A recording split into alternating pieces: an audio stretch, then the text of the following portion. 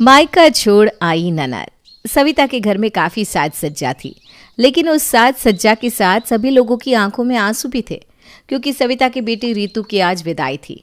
रीतू सभी से गले लगकर रो रही थी। तभी रीतू की भाभी नंदिनी उसको गले लगाती है और अपनी आंखों में आंसू लिए कहती है, ननद जी, आज से आपका घर परिवार सब कुछ आपका ससुराल है, इसलिए वहाँ अच्छे से रहना, क्योंकि जब लड़की की विदाई हो जाती है तो लड़की अपने मायके की नहीं रहती। नंदिनी की बात सुनकर रीतू और ज़ोर से रोने लगती है। इस तरह कुछ देर बाद रीतू की विदाई हो जाती है। रीतू की विदाई के बाद घर पूरा खाली खाली हो जाता है। सभी मेहमान अपने अपने घर चले जाते हैं।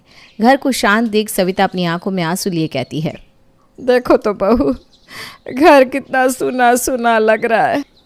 हमारी ऋतु इस घर में रहती थी तो इस घर में कितनी चहल पहल रहती थी, लेकिन आज ये घर कितना सूना लग रहा है। लेकिन माँ जी, हम कर भी क्या सकते हैं, लड़की को एक न एक दिन अपना मायका छोड़कर अपने घर जाना ही पड़ता है। अब जैसे आप अपने मायके को छोड़कर यहाँ आई, मैं आई, ठीक वैसे भी ननद जी को भी अपने घर जाना ही था। हाँ बहू, तो बिल्कुल सही कह रही है। बस भगवान करे मेरी बेटी वहाँ खुशी से रहे। इतना बोलकर सविता वहाँ से चली जाती है। ऐसे ही कुछ दिन बीत जाते हैं और एक दिन सविता अपना फेवरेट सीरियल देख रही थी। तभी वो अपनी बेटी का नाम पुकारते हुए कहती है, अरे रितु, एक गिलास पानी तो ले आना। सविता की आवाज़ सुनकर नंदिनी अपनी सास के लिए पानी लाती है और उसके हाथ में थमा देती है और अपनी सास को याद दिलाते हुए कहती है, माँ जी, आप भूल गई क्या कि ननद जी की विदाई हो चुकी है, उनकी शादी हो चुकी है। अब वो अपने ससुराल में है, ना कि हमारे पास। अरे हाँ, मैं तो भूल ही गई थी। खैर कोई बात नहीं, बेटी थी ना तो ज़्यादा लगाव था, इसलिए बार बार भूल जाती हूँ कि अब वो अपने ससुराल में है। तो क्या हो गया माँ जी, अगर आपकी एक बेटी गई है? अरे आपकी बहू यानी मैं भी तो आपकी बेटी की समान ही हूँ ना। हाँ बहू, वो तो है ही, अब तू तो है ही, पर क्या करूँ, अपनी बेटी के बिना ना मैं एक पल नहीं रहती थी, पर अब तो जैसे तैसे रहना ही पड़ेगा उसके बिना। अब इसी तरह कुछ दिन बीत जाते हैं। ऐसे ही एक दिन नंदिनी ऑफिस के लिए तैयार होने लगती है और वो घर से जाने लगती है कि तभी सविता के पास रीतू का फ़ोन आता है। सविता अपनी बेटी से बात नहीं कर पाती, इसलिए वो नंदिनी को रोकते हुए कहती है, अरे बहू, तू ऑफिस जा रही है ना, तो ऑफिस जाने से पहले 5 मिनट के लिए मुझे ऋतु से बात करने दे, मेरा फ़ोन बंद हो गया है। पर माँ जी, मैं ऑलरेडी 5 मिनट लेट हूँ और अगर लेट हुई ना तो मेरा हाफ डे लग जाएगा। मैं शाम को आकर आपकी बात करवाती हूँ। और फ़ोन ऑफ ही तो हुआ है ना, 5 मिनट चार्ज पे लगा दो, ऑन हो जाएगा। अरे जानती हूँ बहू, पर अभी मेरा ऋतु से बात करना बहुत ज़रूरी है। वैसे भी तो तू लेट हो ही गई है ना, अब जब हाफ डे लग ही रहा है तो हाफ डे में ही चली जाना। मेरी बच्ची रो रही थी, मुझे तो बहुत डर लग रहा है। अभी शादी को कुछ ही दिन हुआ है और अभी से मेरी बेटी के साथ ऐसा बुरा सलूक हो रहा है। क्या ननद जी रो रही थी? ऐसा क्या हो गया उसके साथ? मैं अभी फ़ोन करती हूँ, आप पहले बात कर लीजिए। जब नंदिनी को पता चलता है कि रीतू रो रही थी तो उसे भी लगता है कि शायद कोई बहुत बड़ी बात होगी, इसलिए वो ऑफिस ना जाकर सबसे पहले अपनी ननद को फ़ोन करती है और उसकी बात अपनी सास से करवाती है। रीतू, क्या हुआ? तुम रो क्यों रही हो? माँ जी ने मुझे बताया तुम्हारे ससुराल वालों ने तुम्हारे साथ कुछ गलत किया है क्या? अगर ऐसा कुछ भी हुआ है तो मुझे बता दो। अरे बहू, तो पहले मेरी बात करा, तो बाद में ऋतु से बात करना। इतना बोलकर सविता नंदिनी के हाथ से फ़ोन छीन लेती है और अपनी बेटी से बात करती है। बात करने के बाद नंदिनी को पता चलता है कि ऋतु के ससुराल में उसके कुछ रिश्तेदार आए थे और घर का सारा काम अकेली ऋतु को करना पड़ा, इसलिए वो इतना फूट फूट कर रो रही थी। जब नंदिनी को ये बात पता चलती है तो उसे बहुत गुस्सा आता है, पर अफसोस वो कुछ नहीं कर पाती, इसलिए वो अपनी सास के हाथों से फ़ोन छीन कर अपनी ननद से कहती है, ऋतु, तुम इतनी छोटी सी बात पर रो रही हो? अरे हमारे घर में भी तो रोज़ मेहमान आते हैं, मैं भी तो घर में काम करती हूँ, पर मैंने कभी इतनी छोटी सी बात के लिए अपने मायके फ़ोन नहीं घुमाया। तुम्हें पता है माँ जी और मैं कितना डर गए थे, तुम्हारी वजह से आज मैं ऑफिस भी नहीं गई, अब मैं हाफ डे में जा रही हूँ। हाँ भाभी, आप तो ऐसे ही बोलोगी ना, आपको कुछ करना जो नहीं पड़ा। अगर आप मेरी जगह होती ना तो अभी आप भी रो ही रही होती, और आपकी किस्मत ना बहुत अच्छी है जो आपको इतना अच्छा ससुराल मिला। इतना बोलकर ऋतु अपनी भाभी से नाराज़ हो जाती है और फ़ोन रख देती है। नंदिनी भी लेट हो रही थी, इसलिए वो दोबारा फ़ोन नहीं करती और चुपचाप ऑफिस के लिए चली जाती है। अब इसी तरह आए दिन रितु अपने मायके फ़ोन करती और अपने ससुराल वालों की बुराई। माँ, मुझे ना तुम्हारी बहुत याद आती है। सही कहते हैं लोग, सास ना आखिर सास ही होती है। अरे अरे बेटा, अब क्या हुआ? क्यों रो रही है तू? अरे तू जब से ससुराल गई है ना, ऐसा एक दिन नहीं गुजरा जिस दिन तूने रो कर मुझे फ़ोन ना किया हो। माँ, अब तो किस्मत में रोना ही लिखा है, और जब किस्मत में ही रोना लिखा हो तो मैं आपको खुश नज़र कैसे आऊँगी?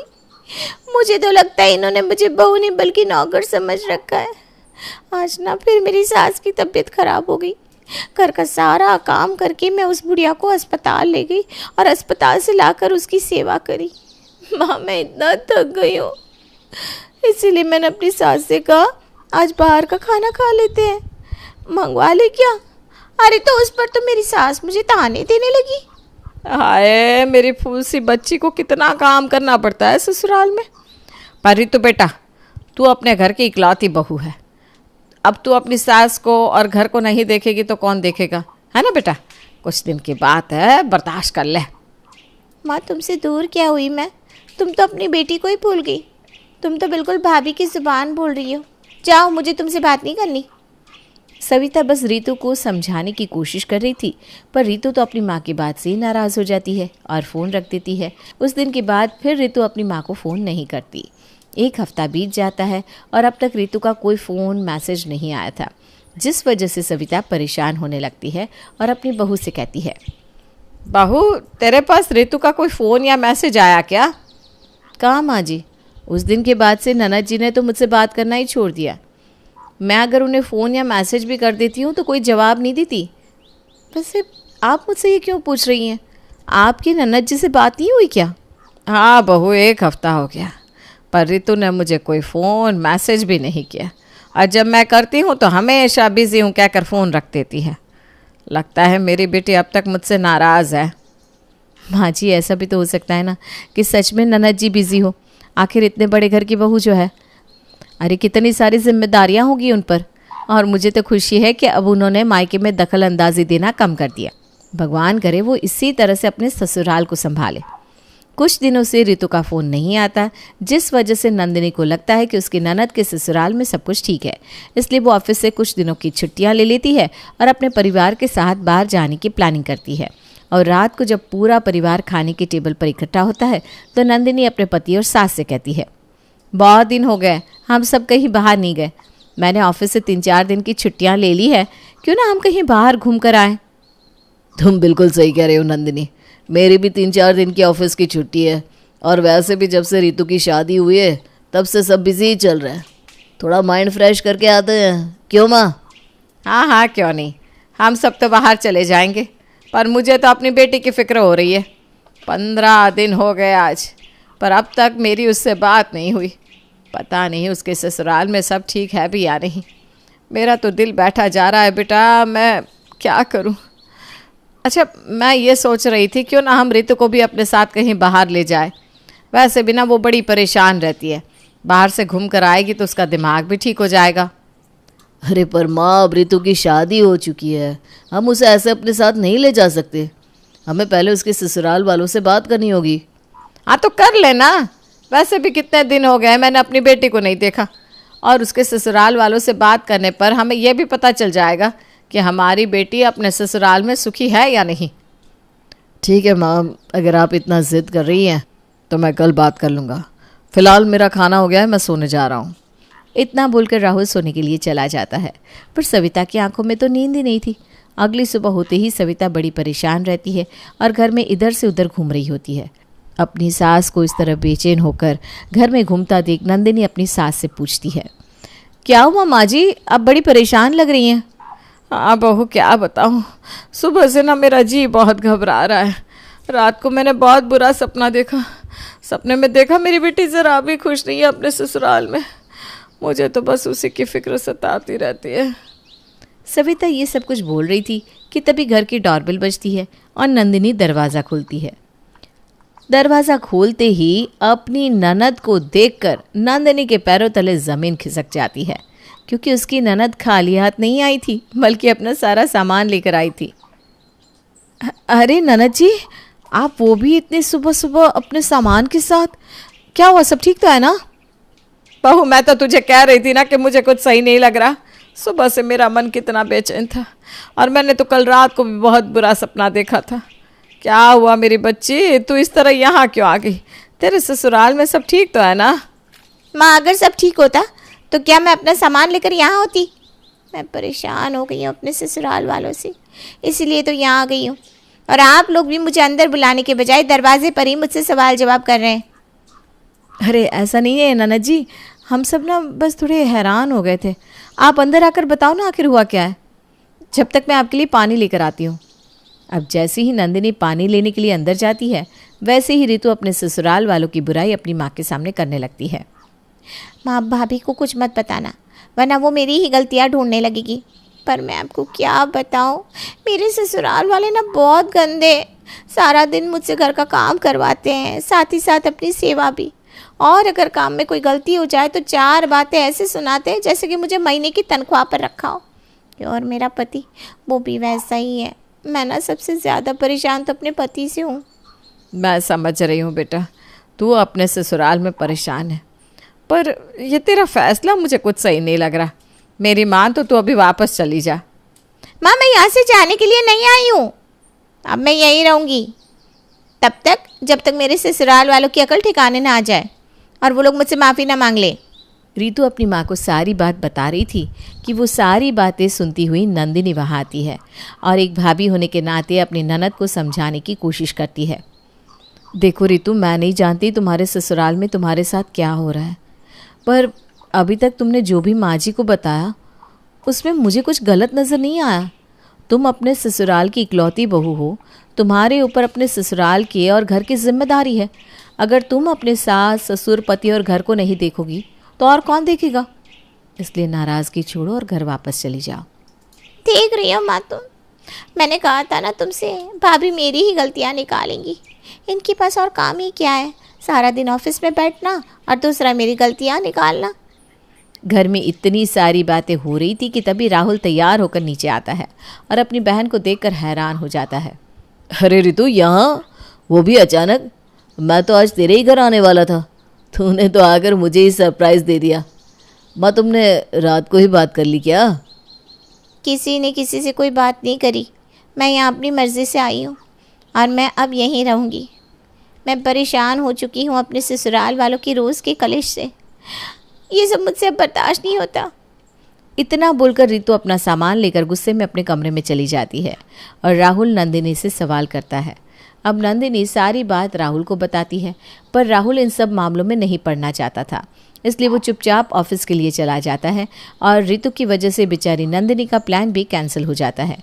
पर रितु के आने से नंदिनी के सर पर एक जिम्मेदारी और बढ़ जाती है। ऐसे ही कुछ दिन बीत जाते हैं और जैसे ही नंदिनी को सैलरी मिलती है वैसे ही रितु नंदिनी से कहती है, भाभी आप तो खुश नसीब हैं जो आपको इतना अच्छा ससुराल और मेरे भैया मिले जो आपको इतना प्यार करते हैं।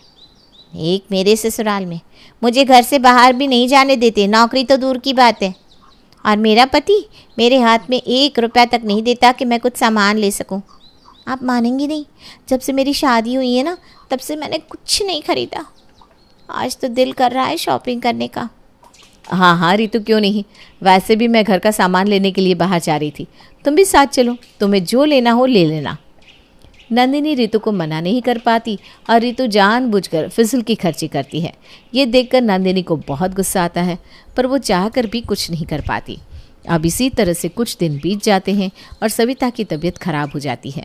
अब अकेली नंदिनी घर, ऑफिस और अपनी सास सब कुछ संभाल रही होती है और ऊपर से रितु अपनी ही भाभी को भला बुरा कहती और उसके कामों में गलतियाँ निकालती। क्या भाभी, आपसे 4 लोगों का परिवार नहीं संभल रहा? पता नहीं आप अच्छे लोगों का परिवार कैसे संभालोगे। आपको पता नहीं, मेरे पति का खुद का बिजनेस है, उन्होंने तो कारखाने के एम्प्लॉय अपने पास रख रखे हैं। मुझे तो उनका भी काम देखना पड़ता था। सोचो, मैं अकेली नन्ही सी जान कितना सब कुछ करती थी।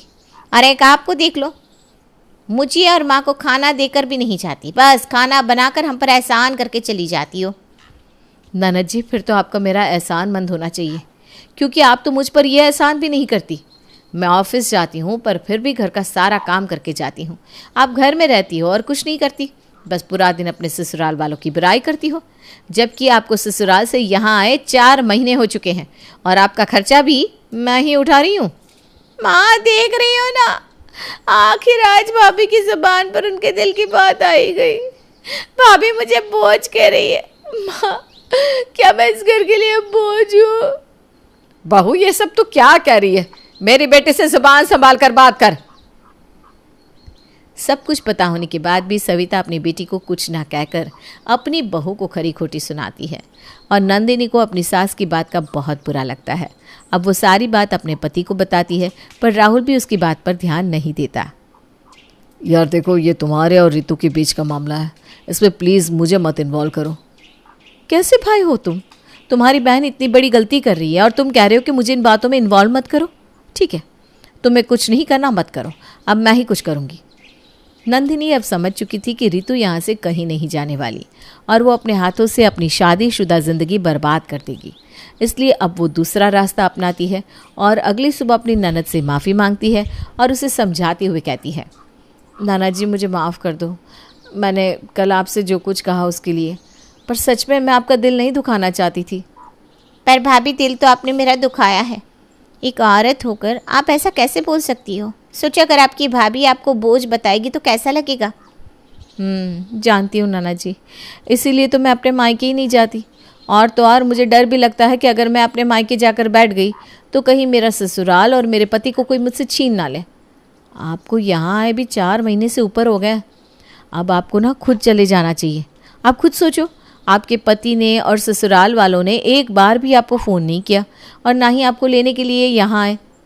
कहीं ऐसा तो नहीं कि वो दूसरी शादी की सोच रहे हैं?